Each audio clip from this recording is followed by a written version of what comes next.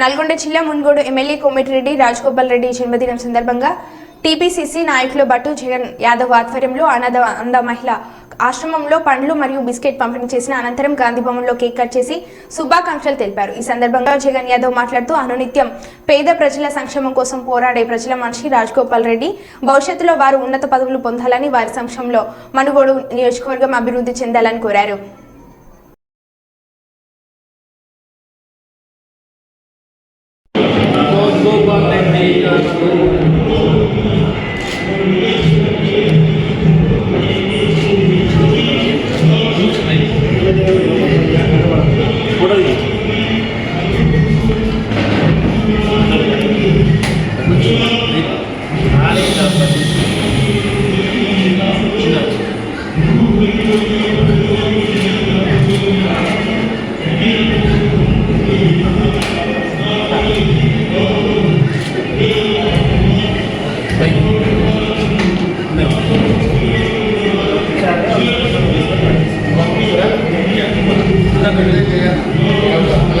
అంత వీడియో తీస్తున్నాను,